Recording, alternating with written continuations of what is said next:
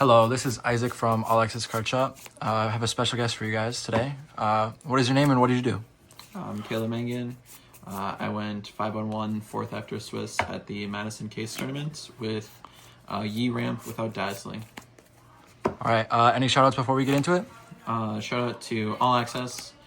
Shout out to all the guys that went with me, specifically Bear, who also did really well on Yasuo, the only Yasuo in top 8. And Willow CCG. This list is, there's 39 cards, and I changed one card because I did not like Green Ari that much. All right, well, let's get into it.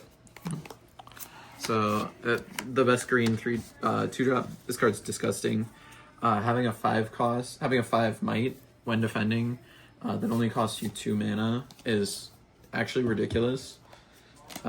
He just holds it down a lot of the time, makes your opponent not want to push. Pit Rookie, for the most part, it's just a 2-drop that you can open, but there are niche scenarios where getting the boost onto a Yi to put it over 6, or getting the boost on something that's like a low drop to bring it to 3 to beat the other 2 drops is also good. This card's really bad. I don't really like it. I hope that we get a better card soon for it. But the case that it is like decent is this deck plays on low cards in hand a lot of the time, and this guy can just like replace himself for like 1 power. So if you're late in the game, it like doesn't really matter, and he just kind of turns into a free draw, which is like not terrible. The big inclusion for this event, Blitz. It's just a one of. The rest of this list feels like pretty solved except for him. Tank, he has to be assigned combat damage. If I play him to a battlefield, he pulls a unit in, so he's effectively the 4th copy of Charm. And if he holds, I return him. So the point at which I'm in an advantage state and I drop a Blitz and my opponent's unit dies, if Blitz doesn't die in that combat, all of a sudden he comes back to the hand and then I get to do it again, which is insane. I played Bear round 6. Basically, I went in because winner gets to draw to the finish, and I played 4 charms on him. Game 1, 3 charms and then a blitz. It was insane. Tasty Fey Folk. This card's really nice. First, it has Accelerate, but I would argue like the better part of it is just the fact that if your Yi holds, you just throw the Tasty in the battlefield that the Yi held in, and then slide the Yi over. Because now your opponent is forced to, if they want points, pressure either the Yi battlefield or Tasty, and then give you the Death Kneel trigger, which is crazy. White Flame, 2 of it only. It's very good, but because it requires a setup, I understand like that it's at 2. You wouldn't really want more of it, because then you're going to end up bricking on it, and I already like mulligan it a lot. Sometimes it comes out into certain matchups, just because I'm going to be like far behind anyway, so I kind of need like Dead Bloom to be able to push. But there are a lot of situations where it is extremely strong to either turn one of your little guys into a 10 or turn you into a 14. This card's ridiculous. This card is actually insane.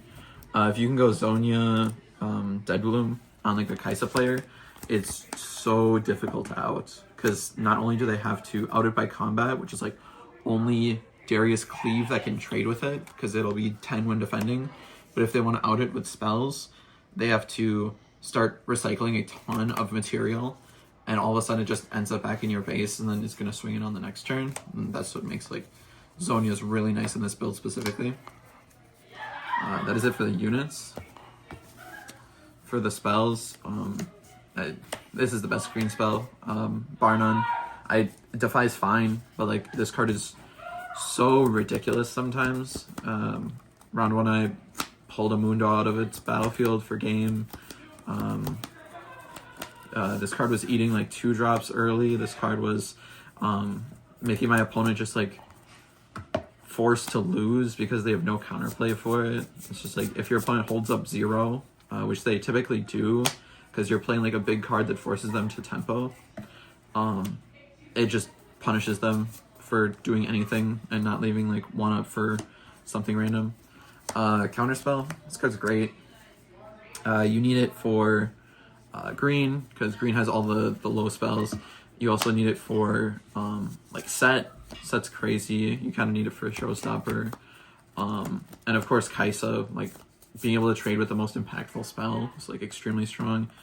I missed a Defy timing one game, and it almost lost me a game.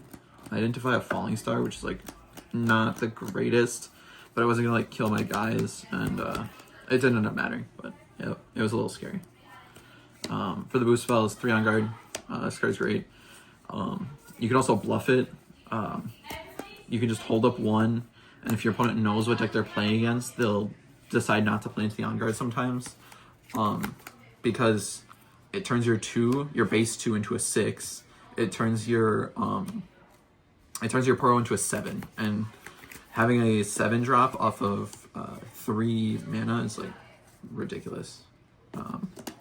Discipline, this card's great. I love it when my opponent leads Dreaming Tree, because all of a sudden these disciplines turn into Pot of Greed, which is kind of ridiculous. That card, Dreaming Tree, is a wild one, and that's why my battlefields are a little bit lower impact, is because I kind of want to punish my opponent for having advantageous battlefields. Find Your Center. This card ramps you. It's so good. It draws you. It costs 1 in the late game. Like, it's a lot of times where you're low on cards and you'll just like find a draw card that finds a draw card that finds an 8 drop, and all of a sudden like it didn't matter that you didn't find it immediately because you still had enough to keep going. The interesting include for this deck where you're not playing Dazzling is Catalyst. But this card has a lot of like synergistic ideas. You sometimes want to play near 8, like you want to play near 8 when you have to, but if possible you want to play near like 10, because if you're playing near 10, not only are you dropping stuff like Dead Bloom just like straight into a battlefield, but you're backing it up with like On Guard, Defy, Charm, Discipline. Like your opponent just has too much to deal with, and you get there with stuff like Catalyst, because or else you're getting there like on tempo with your opponent, and if you're getting there on tempo with your opponent, they're just going to try and answer your stuff, so you're like forced to burn your green shuffle. And then I talked about it a little bit earlier, 3 Zonia. This card's great. It just helps your Yi survive, it helps your Dead Bloom survive. If it protects a 2-drop, it's like okay. That's like when it's not great, and that's why I don't like to keep it in as much going second. But yeah, this card's insane. Before we get into the side deck, of course, Master Yi is the only one worth playing. Ganking is ridiculous. You hold a battlefield, you get the point for holding, and then you slide into the other battlefield, and all of a sudden you get 2 points that turn. There were also times where him being a 6 is just like ridiculous because he's an 8 when holding, and if you slide him back, he can... there's a lot of things that people are not looking at, where if you just take your stuff out of a battlefield against Kaisa, they can't really challenge it that hard. So if you have like 2 points to go, it's not really worth it to try and hold stuff when they could drop something big. Whereas like if you just pull it back, they have to like have a Cathian Rain or have a Falling Star to be able to answer it. The battlefield idea is it's a little bit obvious. Hollow Tomb is your game 1 because it's almost a neutral battlefield, because your opponent's not going to have much chance to hold it just because of the deck that you're playing. And if you do hold it, it did win me a game today where I was able to hold it. My Master Yi went back and my opponent was like, oh wait, I didn't realize that happened. And then all of a sudden they got scored on for it.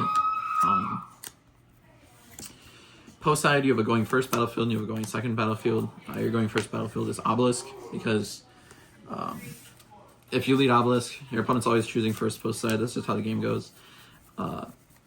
It means that you get to mulligan for a high drop and a catalyst.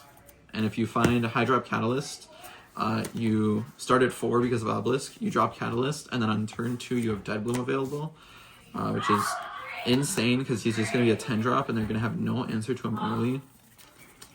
And then the other thing that it's really big for is you're playing a very high mass of 2s.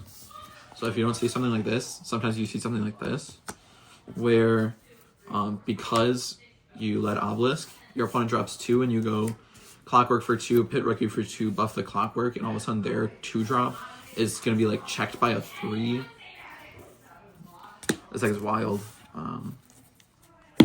And then post-side, you need something for going first, and by far the best going first battlefield in the game is Sigil of the Storm. It pulls your opponent off of the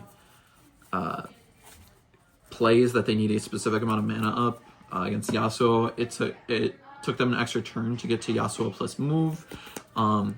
Against Kaisa, it took them off of like, what was it? It was like a Cathian Rain plus Darius. It like kept them out of 12, so they couldn't do both. This card's insane, and because you're playing 9/2s, since you're playing like ramp with low drops, you are finding it like 87% of the time post mulligan and post draw for turn.